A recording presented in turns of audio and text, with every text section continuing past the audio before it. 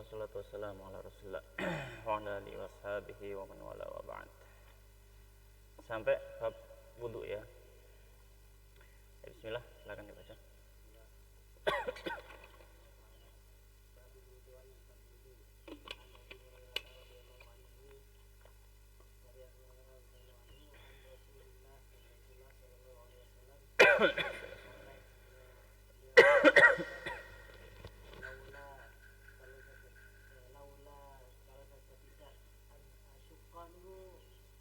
Aku memberatkan.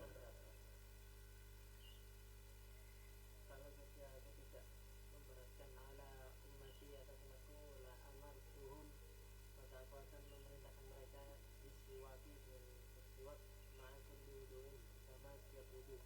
Akhrajahu Malik bahwasanya Ahmad wan Nasa'i dan Nasa'i wa sahahahu dan sahihnya Ibnu Huzaimah wa dzakarahu dan menyebutkannya Al-Bukhari ta'liqan secara ta'liq. Baik. Bismillah, wassalatu wassalamu ala rasulillah wa ala alihi wa ashabihi wa man wala ba'd. Kita melanjutkan pembahasan dari kitab Bulughul Maram dan sampai kita pada bab wudu. Al-wudu secara bahasa dia berasal dari kata tawaddu'a yatawadda'u, dan wudu adalah isim yang diambil dari kata tawaddu'a yatawadda'u. Wudu dengan mendhamahkan wawunya, sebagaimana kaidah yang sudah pernah kita jelaskan, wudu dengan mendhamahkan wawunya berarti ini perbuatannya, fiilnya, perbuatan dari wudu. Tapi kalau dengan menfathah wawunya, al-wudu, berarti ini alat yang digunakan untuk berwudu. Ya, alat yang digunakan untuk berwudu. Dan di sini Al-Hafidz Ibnu Hajar rahimahullah taala beliau menyebutkan pembahasan wudu setelah menyebutkan pembahasan masalah pembahasan najis ya, izalatun najasah ya. Setelah pembahasan izalatun najasah ya, ini terakhir kan masalah najis ya, masalah najis. Seperti ada isyarat dari beliau, maka hendaknya orang yang hendak berwudu, akan berwudu, dianjurkan untuk membersihkan najis terlebih dahulu. Orang yang hendak berwudu dianjurkan membersihkan najis terlebih dahulu. Dan ini sifatnya keanjuran ya, sifatnya keanjuran dan bukan wajib. Dalam artian kalau misalkan ada najis pada tubuhnya, kemudian dia berwudu ya, maka wudunya tetap sah, tidak akan mempengaruhinya. Akan tetapi dianjurkan menghilangkan najis terlebih dahulu.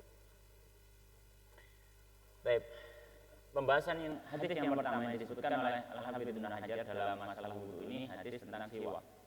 Hadis yang ke-29, bismillahirrahmanirrahim. Qala al-musannif rahimahullah taala wa nafa'ana bihi fid dunya wal akhirah. Babul wudu'i, bab wudu. Hadis ke-29 an Abi Hurairah, dari Abu Hurairah radhiyallahu ta'ala anhu, an Rasulillah, dari Rasulullah sallallahu alaihi wasallam, annahu qala, beliau bersabda, laula seandainya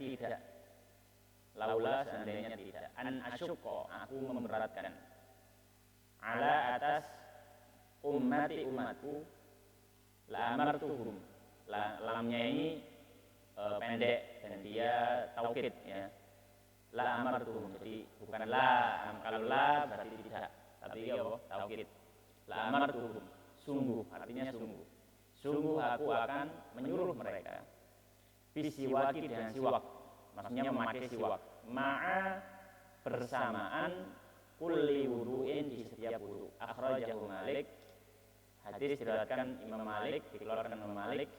Kalau Imam Malik berarti dalam kitab Al-Muwatta, wa Ahmad, dan Imam Ahmad dalam kitab Musnad Imam Ahmad. Wa Nasa'i, dikeluarkan juga oleh Imam Nasa'i dalam Sunan An-Nasa'i. Wa sahhahu, dan disahih atau mensahihkannya Ibnu Hibban, Imam Ibnu Huzaimah dalam kitab sahihnya, wa dzakarahul Bukhari, dan menyebutkannya Imam Bukhari ta'liqan secara ta'liq. Apa maksudnya? Ini faedah hadis ya. Kadang Imam Bukhari nang jero Sahih Bukhari itu nyebutkan riwayat tapi gak disebutno sanate. Jadi langsung biasanya Imam Bukhari mengatakan qala Rasulullah gitu. Utawa qala Ibnu Umar. Pokoknya Imam Bukhari menyebutkan satu hadis, satu riwayat tanpa sanad. Tanpa sanad. Maka itu namanya ta'liq. Namanya ta'liq. Baik. Maka hadis ini ada beberapa pelajaran. Pelajaran yang pertama, disunahkan bagi orang yang berwudu untuk bersiwak di awal wudu. Disunahkan bagi orang yang berwudu untuk bersiwak di awal wudu. Baik.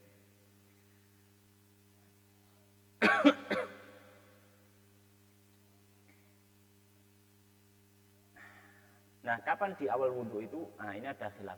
Ada yang menyampaikan di awal wudu maksudnya sebelum dia mengucap basmalah. Jadi dia sudah bersiwak dulu kemudian baru wudu. Ada yang mengatakan bersamaan dengan membersihkan mulut, yaitu ketika kumur-kumur. Ya. Baik, jadi faedahnya ini disunahkan untuk bersiwak sebelum wudu. Dan siwak dianjurkan, ya ini faedah baru. Dan siwak dianjurkan dalam beberapa kondisi. Ya, dalam beberapa kondisi. Di antaranya tadi wudu, kemudian ketika hendak sholat. Ketika hendak sholat disunahkan untuk bersiwak. Kemudian ketika berubahnya bau mulut, entah itu karena tidur atau karena makan sesuatu, maka ketika bau mulut maka disunahkan untuk apa? Menggunakan siwak. Ya, ketika berubahnya bau mulut. Baik. Kemudian pelajaran ketiga, siwak ini yang paling utama menggunakan kayu arak. Biyen tau ono nang gini. Tahu ya. Karo carane gawe. Jadi yang bagus itu pakai kayu arak itu, kemudian dia dikeringkan. Jadi digunakan saat kering kemudian dibasahi air. Itu yang paling afdol. Kalau tidak ada, maka boleh dengan kayu apapun atau hal yang bisa menggantikannya. Maka kalau hari ini seperti sikat gigi, maka ini bisa. Ya, maka ini bisa. Cuma kan gak enak, nggak sikat gigi nang dini kan gak enak. Ya, jadi siwak lebih mantap gitu ya. Yang sekarang banyak yang jual. Nah ini mengenai sunnah sebelum wudu. Maka termasuk sunnah sebelum wudu adalah bersiwak. Ya. Baik. Kemudian hadis yang 30.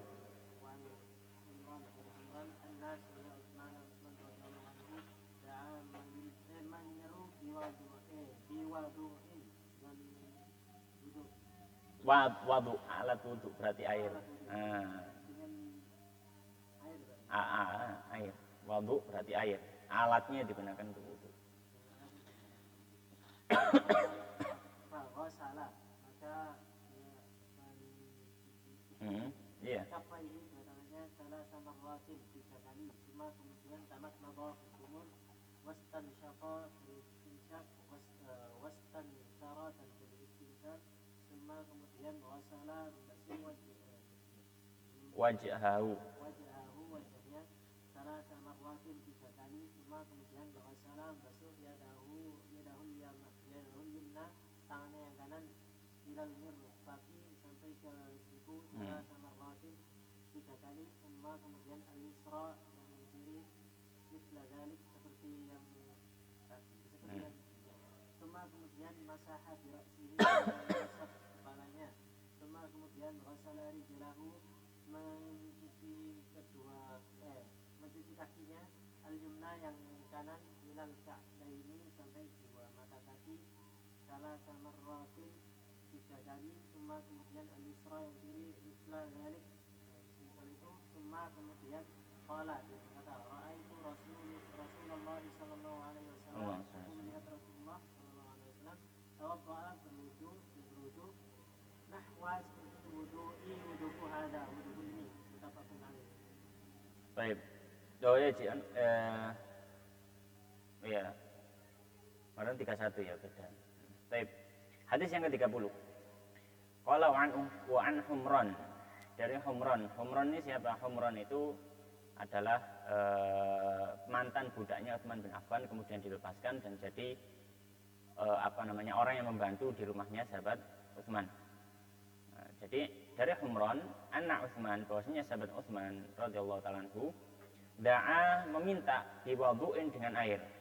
Minta untuk diambilkan air.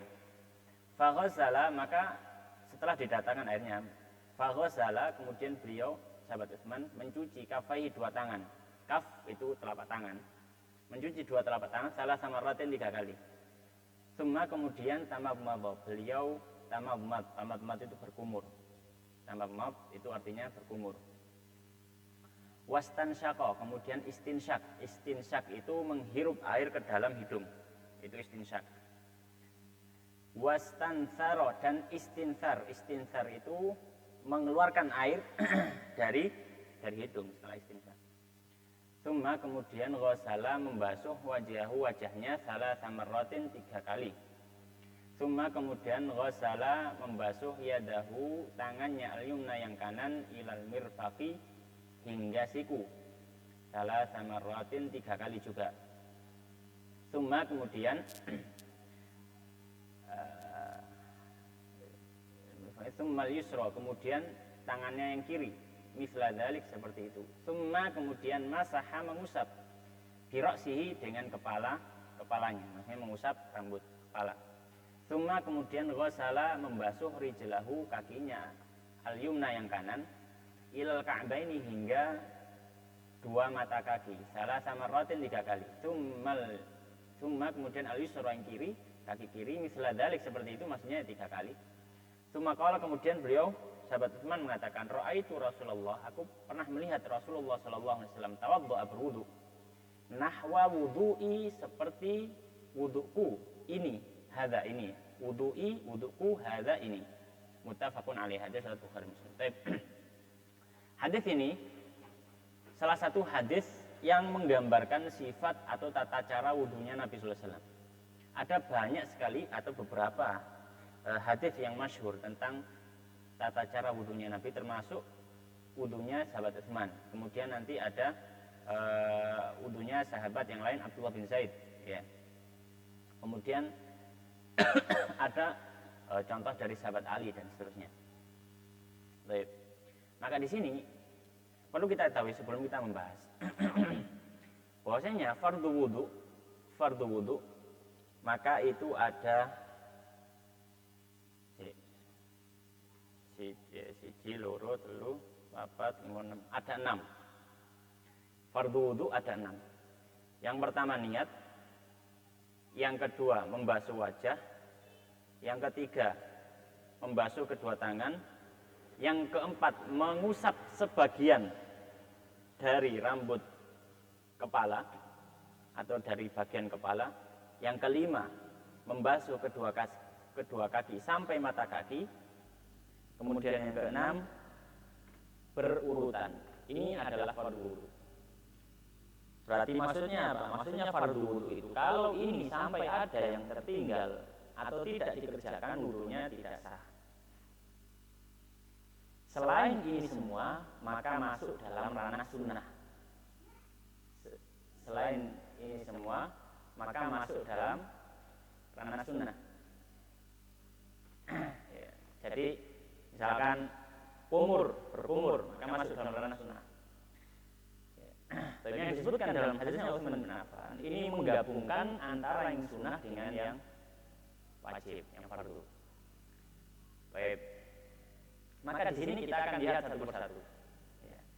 Yang pertama, Utsman da'a biwudu'in. Sahabat Utsman meminta untuk diambilkan air wudu. Maka di sini ada faedah. Boleh minta tolong kepada orang lain untuk menghadirkan alat bersuci. Boleh meminta tolong kepada orang lain untuk menghadirkan alat bersuci. Ya, makin diperbolehkan.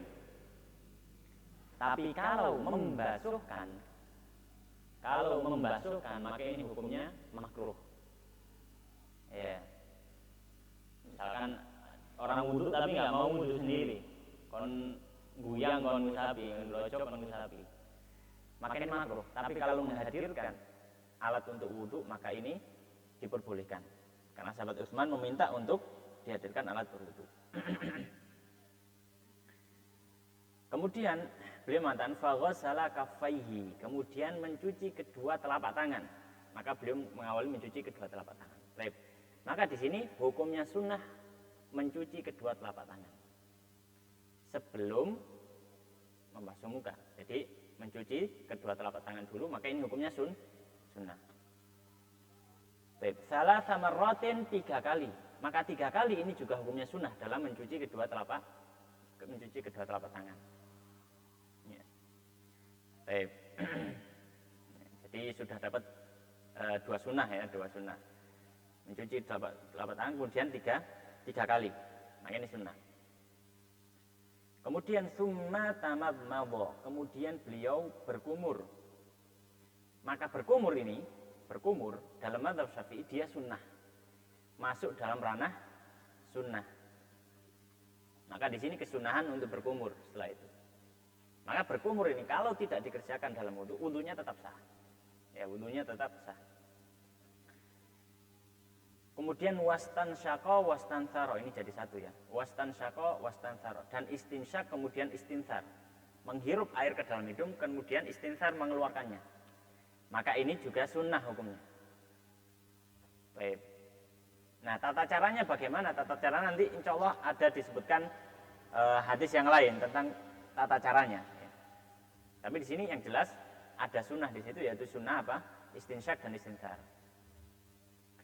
Tsumma kemudian ghassala wajahu, membasuh wajahnya.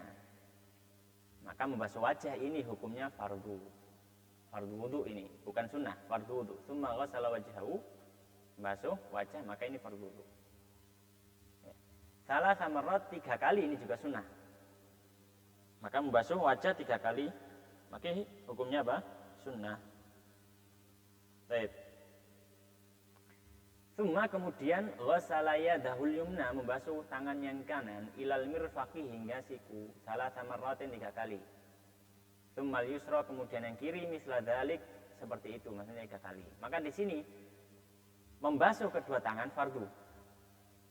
Ghaslu yadahu, membasuh kedua tangan fardu. Kemudian memulai dengan yang kanan dulu, tangan kanan dulu, baru tangan kiri, ini sunnah. Ini sunnah. Ya. Dan di sini disebutkan yumna tsummal yusra. Nah, urutannya atau mendahulukan yang kanan dari yang kiri ini hukumnya sunnah. Tapi membasuh tangannya itu fardu. Maka kalau misalkan dia wudu basuh yang kiri dulu, sah wudunya tapi makruh. Khilaf sunnah. Ya, makruh. Baik. Kemudian beliau menyebutkan ilal mirfaqi. Nah, di sini batasan, tangan itu sampai mana? Tangan itu sampai siku. Maksudnya sampai siku itu siku juga harus termasuk basuhan. Ya. Maka kalau sikunya tidak terkena air, maka tidak sah. Sikunya tidak terkena air, maka tidak sah. Maka harus siku ini terkena air. Salah samarratin 3 kali, juga sama, membasuh tangan 3 kali. Ya, membasuh tangan 3 kali. Maka 3 kalinya ini sunnah. 3 kalinya hukumnya sunnah. Kemudian tsumma masaha bi ra'sihi, kemudian mengusap kepalanya. Ya, mengusap kepalanya. Mengusap kepala ini hukumnya fardu. Mengusap kepala hukumnya fardu. Namun nanti ada khilaf. Ini bagian seluruh kepala atau sebagian kepala. Nanti insya Allah di hadis berikutnya. Nanti ada hadis yang lainnya. Insya Allah di bab wudu ini. Nggak perlu kita sebutkan khilafnya atau ininya sekarang. Nanti aja. Tsumma kemudian ghassala rijal yumna ilal ka'baini salah samarat. Tsumma yusra misalah dzalik. Kemudian membasuh kedua kaki. Setelah kepala kemudian apa? Kaki. Membasuh kaki ini fardu juga. Ini fardu juga. Ya. Kemudian urutan dari kanan ke kiri ini sunnah. Dari kanan kiri ini sunnah. Kemudian batasannya adalah sampai ka'bain. Ka'ban itu mata kaki. maka maksudnya mata kaki ini juga harus kena air. Harus kena air. Salah sama rot 3 kali, maka 3 kalinya ini sunnah. Ya. Kemudian sahabat Utsman mengatakan, "Sumakal ra'aitu Rasulullah tawaddu'a nahwa wudu'i hadza." Wudu seperti wuduku ini. Itu ada isyarat bahwasanya memang seperti ini urutannya. Maka di sini ada isyarat bahwasanya berurutan itu adalah fardu wudu. Baik. Kalau misalkan ada yang bertanya,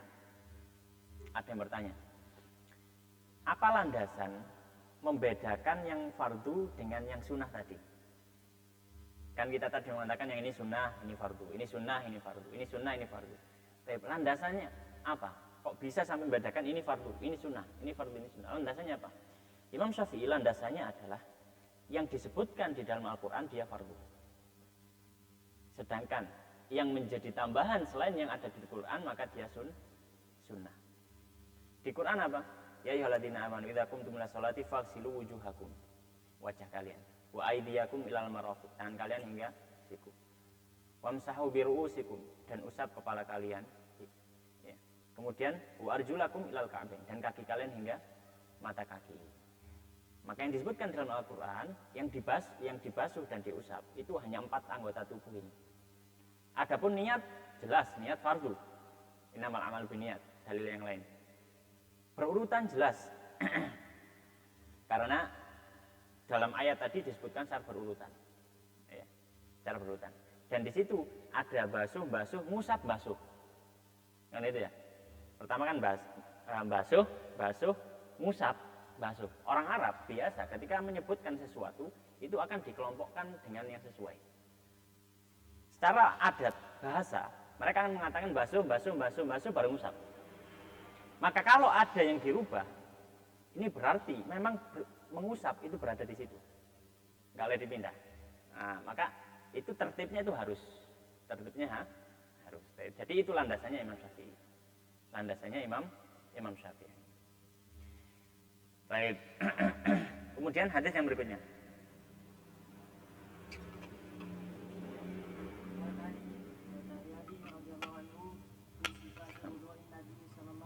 Allahu Akbar. Wa masaha dan mengusap dirasihi dengan kepalanya wahidatan 1 kali. Akhrajahu Abu Dawud, ulangannya Abu Dawud, wa akhrajahu Tirmidzi dan ulangannya Tirmidzi wal Nasa'i bi isnadin sahih dengan sanad sahih. Loh, ana tambahane ngono. Terus Bal qala Tirmidzi akan tapi Tirmidzi mengatakan innahu sebenarnya asahhu syai'in fil babi. Maksudnya asahhu syai'in, sesuatu yang paling sahih. Sing nang kitab liyane ono ya, tambahane. Sing ndelok nang nggonku gak ono. Dalah wae. Sing iki. Iki sik loro. Wa akhrajahu Tirmidzi. Tambahane. Sing nyele pulpen ndri, Mit. Tambahane nang gone kene gak ono. Wa akhrajahu Tirmidzi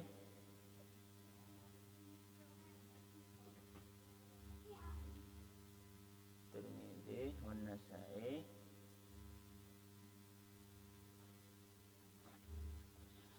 isnadin sahih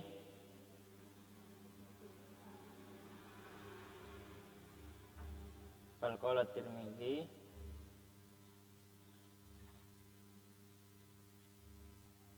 innahu asahhu syai'in fil bab.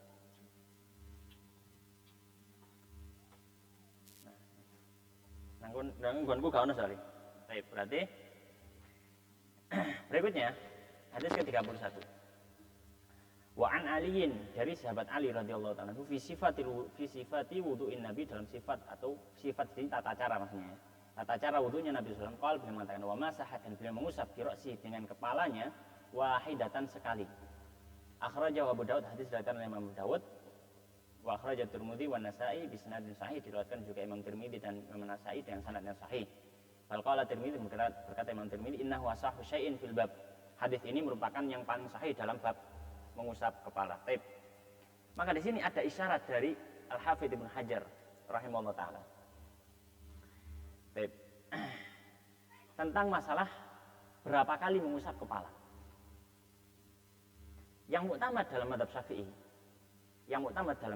Syafi'i, seluruh basuhan dan usapan di dalam wudhu disunahkan 3 kali semuanya, termasuk kepala. Ya. Jadi misalkan ketika wudhu, kemudian sampai di kepala, yang muktamad dalam mazhab Syafi'i dia 3 kali, mengusap 3 kali. Itu muktamad dalam mazhab Syafi'i. Ya. Pendapat resminya mazhab Syafi'i seperti itu. Pendapat kedua, selain muktamad mazhab Syafi'i, berpendapat mengusap kepala hanya sekali saja. Ya, mengusap kepala hanya sekali saja. Dan itu yang Al-Hafidz Ibnu Hajar sepertinya condong ke arah situ, karena menyebutkan hadis ini. Al-Hafidz Ibnu Hajar lebih memilih bahwasanya memang mengusap kepala hanya sekali saja. Baik. Mengusap kepala hanya sekali, dalilnya mana? Dalilnya hadis ini. Wa masaha bi ra'sihi wahidah, dan mengusap kepalanya sekali. Hadisnya sahih, ya, disebutkan oleh Al-Hafidz menyebutkannya berarti sahih, bisnadin sahih itu katanya Ibnu Hajar, sanadnya sahih. Imam Tirmidzi mengatakan as-sahih fil bab, yang paling sahih dalam bab mengusap kepala ini, yaitu hadis mengusap kepala sekali. Baik, kalau misalkan itu dalil untuk pendapat yang kedua. Pendapat yang pertama apa dalilnya mengusap kepala juga 3 kali? Karena di umumnya, di hadis-hadis yang umum, itu mengusap kepala cuma disebutkan sekali. Jadi, maka Imam Abu Dawud meriwayatkan dalam kitab Sunan dari sahabat Utsman bin Affan radhiyallahu anhu, ada seorang muridnya, ya, yang bernama Syaqiq bin Salamah. Beliau mengatakan, ra'aitu Utsman bin Affan radhiyallahu ta'ala anhu ghasala dira'aihi. Aku melihat sahabat Utsman bin Affan membasuh kedua lengan salasan 3 kali 3 kali kanan 3 kali kiri. Wa masaha ra'sahu salasan, dan mengusap kepalanya 3 kali. Tsumma qala, kemudian sahabat Utsman mengatakan, ra'aitu Rasulullah, kemudian Rasulullah SAW fa'ala hadza melakukan. Jadi kalau pendapatnya mazhab Syafi'i mengatakan 3 kali itu ada riwayat dari sahabat Utsman. Ya, ada riwayat dari sahabat Utsman. Baik. Maka perkaranya perkara khilafiyah, ya, boleh mau melakukan sekali, boleh mau melakukan 3 kali, kadang sekali, kadang 3 kali nggak masalah, ya. Baik. Kemudian mungkin kita akan bahas di sini tangga ya, kira-kira. Baik. Nggak apa-apa. Dan kemudian masalah pembahasan, mungkin itu faedah pertama ya, masalah hitungan, jumlahnya berapa. Baik. Masalah kedua tentang berapa bagian yang harus diusap, fardu mengusap, itu berapa bagiannya. Maka di sini terbagi menjadi 2 pendapat. Ya, batas minimalnya mengusap itu, Pendapat yang pertama mengatakan harus seluruh bagian kepala. Maka kalau ada bagian kepala yang tidak terkena atau tidak diusap semuanya, seperti dalam hadisnya sahabat Abdullah bin Zaid, ya, maka tidak sah atau dianggap kurang dalam melakukan fardu wudu atau kewajiban wudunya. Maka itu kadar wajib. Ya, maka dia berdosa kalau tidak melakukannya. Baik. Ini pendapatnya mazhab Maliki, mazhabnya Imam Malik, dan salah satu riwayat dari Imam Ahmad. Pendapat kedua mengatakan yang diusap cukup sebagian. Jadi nggak perlu semuanya. Yang penting kena sebagian kepala. Pendapat kedua ini terbagi jadi 2.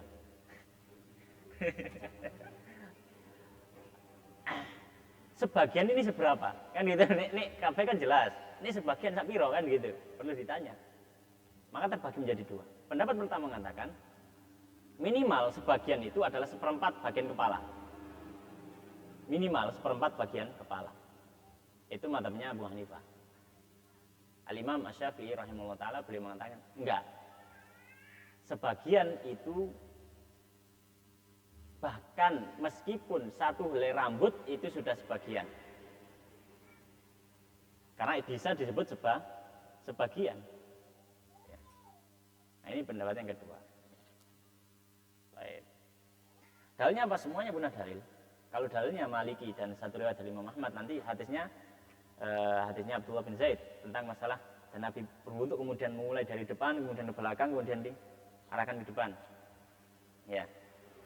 Kemudian kalau dalilnya yang kedua tadi pendapat yang mengatakan sebagian, mereka mengatakan bahwasanya faksilu wamsahu birusikum, bak di sini untuk sebagian. Baknya digunakan untuk apa? Sebagian. Dan nanti juga ada dalil yang lain ketika Nabi SAW memakai imamah, beliau itu enggak nyempot imamahnya, tapi apa? Mengusap bagian depan rambut dan sebagian dari imamah. Itu berarti apa?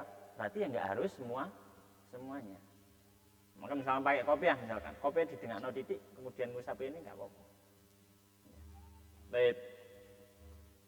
Itu masalah mengusap kepala. Kalau yang utama dalam mazhab Syafi'i, ya, bahwasanya dia sebagian meskipun hanya sebagian kecil. Dan syaratnya dalam mazhab Syafi'i, syaratnya rambut yang diusap harus dalam batas kepala. Kalau rambutnya itu di luar batas kepala, misalkan ada rambutnya panjang sampai ke hidung, atau mungkin perempuan rambutnya panjang sampai ke bahu misalkan, yang diusap cuma ujungnya, yang di bahunya saja, maka nggak boleh. Karena rambut itu sudah di luar batas kepala, maka harus rambut yang ada di batas kepala. Baik. Mungkin kita selesaikan 5 hadis saja ya. Baik. Kemudian berikutnya hadis yang 32.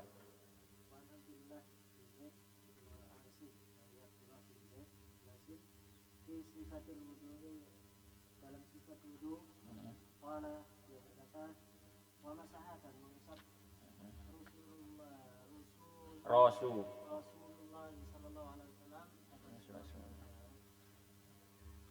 sallallahu alaihi wasallam mengusap di raksihi dengan tangannya,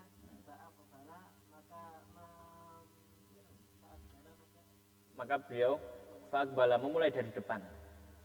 maka memulai Dari depan.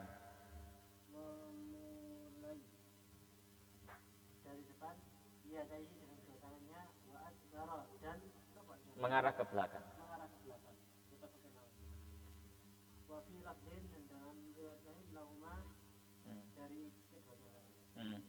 Bada'a memulai di muqaddami dengan depan. Bagian depan. Bagian depan raksi kepalanya hatta sampai dhahaba bihima. Iya, maknanya dhahaba bihima maknanya berjalan dengannya. Ila qafahu sampai ke belakang. Cuma kemudian Qafa ini loh. Cengel. Iya. Tengkuk. sampai ke tengkuk. Sampai ke tengkuknya. Cuma kemudian raddahuma kembali dengannya ilal makani ke tempat alladhi yang bada'a minhu, memulai dengannya. Baik. Hadis ini dari Abdullah bin Zaid bin Asim di sifatul wudu, dalam sifat wudu. Qala beliau mengatakan wa masaha Rasulullah SAW bi ra'si.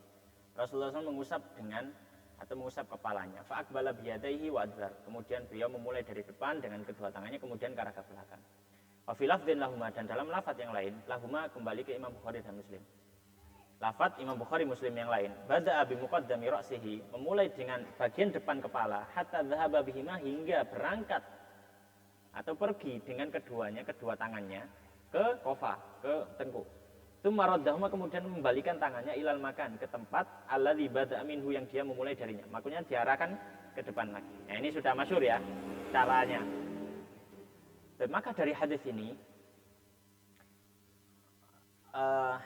ulama atau dari hadis ini menjadi dalil bagi orang yang berpendapat atau mazhab yang berpendapat wajib hukumnya membasuh seluruh bagian kepala.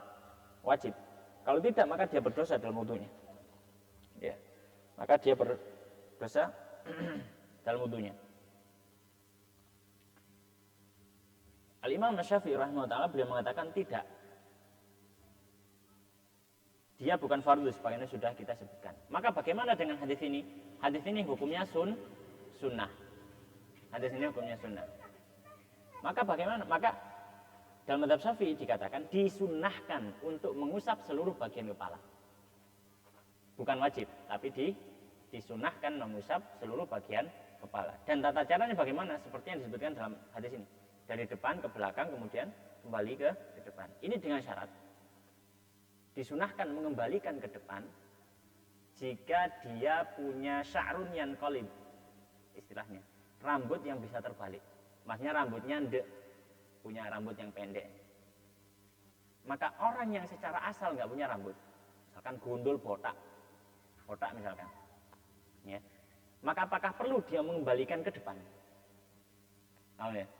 Jadi kalau misalkan gundul, apakah perlu dia mengembalikan ke depan? Maka para fuqaha menyampaikan dia tidak perlu mengembalikan ke depan. Jadi cukup ke belakang saja. Itu kalau rambutnya botak. Ya.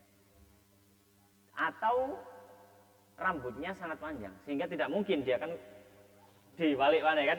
Jadi cukup sekali ke belakang saja. Jadi seperti perempuan misalkan sekali ke belakang.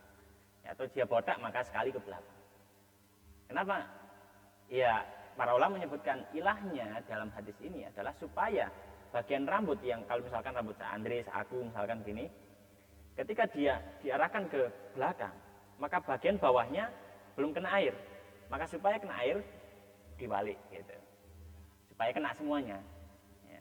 Tapi kalau misalkan sekali sudah kena, misalkan orang botak utawa orang sing rambutnya tipis gundul, ya, maka enggak cukup sekali sudah kena semuanya gitu. Cukup sekali maka sudah kena semuanya. Baik. Kemudian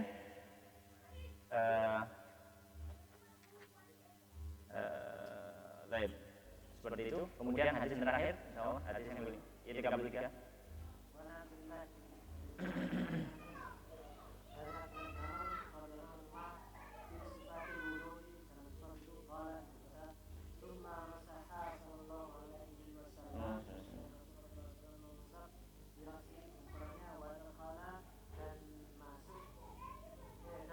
Memasukkan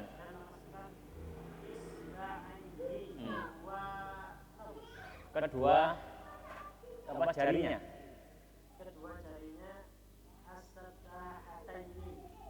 telunjuk sabah telunjuk kedua jari telunjuknya fi udhunaihi dalam wamasaha dan mengusap di ibahamaihi dengan ibham jempol dengan jempol zahira apa yang kata iya zahira bagian luar zahira bagian luar udhunaihi kedua telinganya akhrajahu Abu Dawud keluarnya Daud berdasarkan wasahahu Banu Huzaimah dan usahakannya syarikannya Ibnu Huzaimah. baik.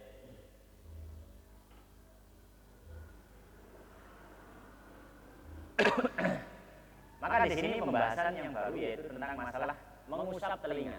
Hukumnya apa? Sebelum kita bahas ya. Hukumnya apa? Maka di sini dari sahabat Abdullah bin Amr di sifatul wudu ya, tentang tata cara wudu. Kalau beliau mengatakan dalam tambah riwayatnya, "Tsumma masaha," kemudian mengusap sallallahu alaihi wasallam firasihi dengan kepalanya, wa adkhala dan memasukkan isba'aihi kedua telunjuknya as-sabbahataini telunjuknya sabbahah telunjuknya fi udhunaihi dalam telinganya. Nah, telinga bagian dalam itu yang ini. Wa masaha bi ibhamaihi dan mengusap dengan kedua jempolnya zahira bagian luar. Bagian luar itu yang ini. Bagian luar itu sing yang ini bagian luar. Zahira. Jadi telunjuknya di dalam kemudian jempolnya di belakang. Nah, jadi seperti ini. Ya. Baik. Akhraja Abu Dawud diriwayatkan oleh Abu Dawud, Nasa'i wa Sahawi Ibnu Khuzaimah ya, dan juga Imam Nasai dan disahihkan oleh Ibnu Khuzaimah.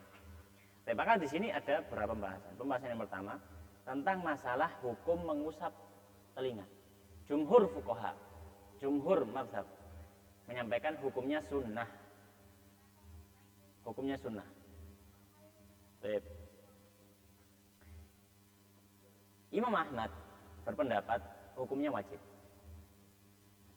Imam Ahmad berpendapat hukumnya apa? Hukumnya wajib.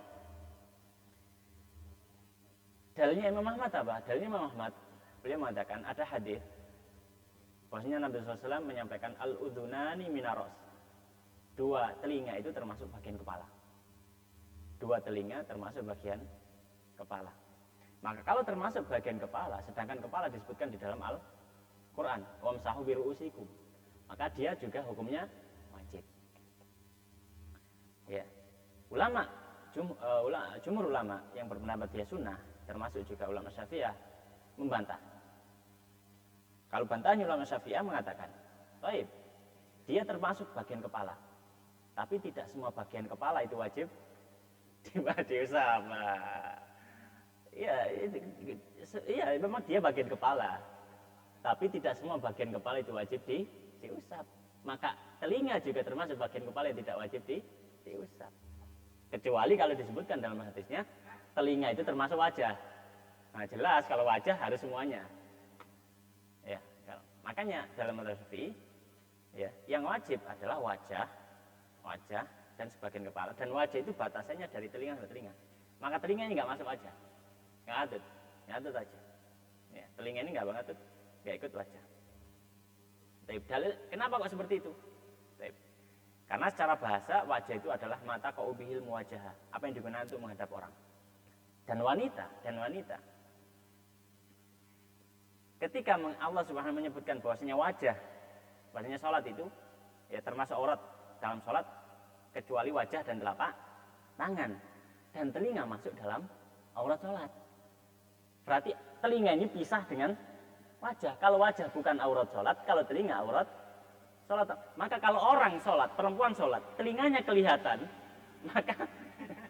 maka batal sholatnya karena dia aurat. Tapi kalau wajahnya kelihatan, ya nggak batal. Kenapa? Karena wajah bukan aurat sholat. Maka di sini jelas. Jadi telinga bukan termasuk bagian wajah. Ini jawabannya mazhab Syafi'i. Baik.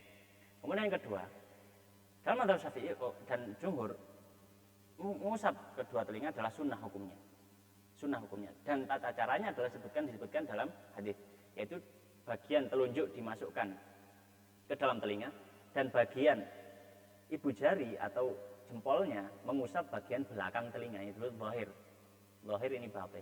Jadi mengusapnya seperti itu tata caranya, dan ini yang disunahkan.